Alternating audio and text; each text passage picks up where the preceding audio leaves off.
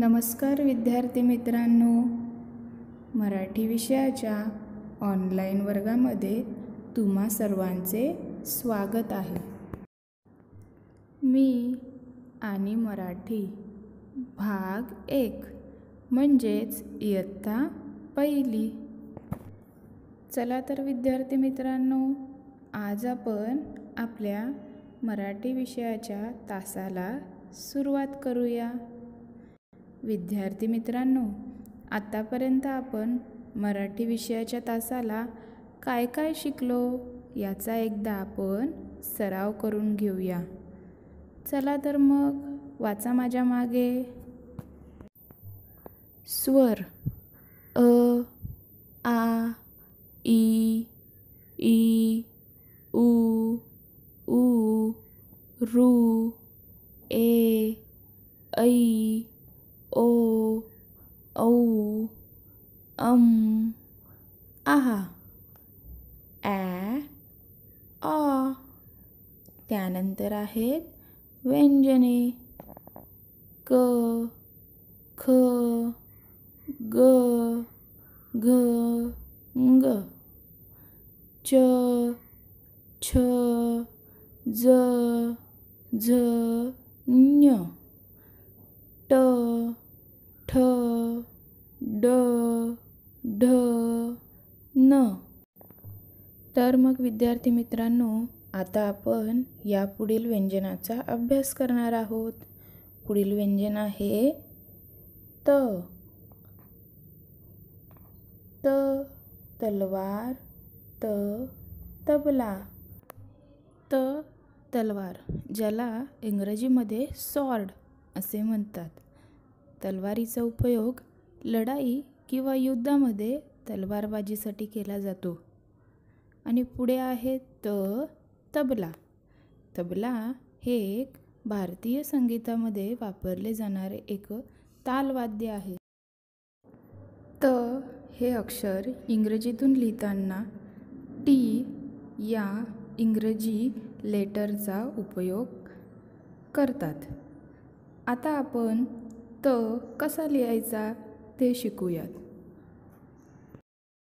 मुलांनो, आधी सरळ रेषा म्हणजेच स्टँडिंग लाईन, मग तिला जोडून आडवी रेषा म्हणजेच स्लीपिंग लाईन, आणि त्याला जोडून हाफ सर्कल म्हणजेच कर्व लाईन, आणि नेहमीप्रमाणे वरती आडवी रेषा म्हणजेच स्लीपिंग लाईन.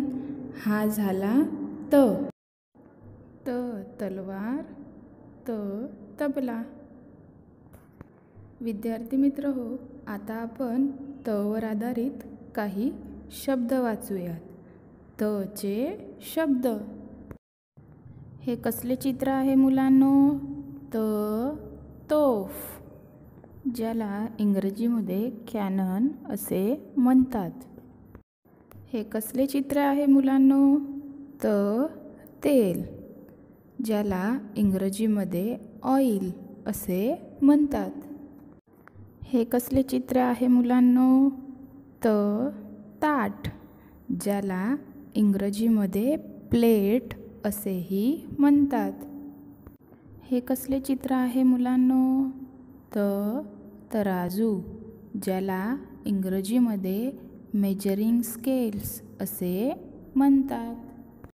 पुढील चित्र आहे तार, ज्याला इंग्रजीमध्ये वायर असे म्हणतात. पुढील चित्र आहे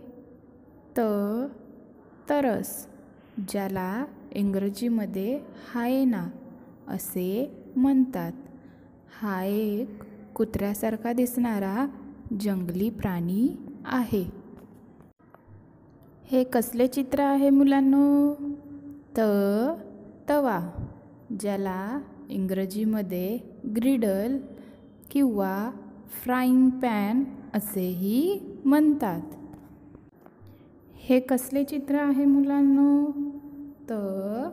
तुळस, जिला इंग्रजीमध्ये बेसिल असे म्हणतात. हे कसले चित्र आहे मुलांनो?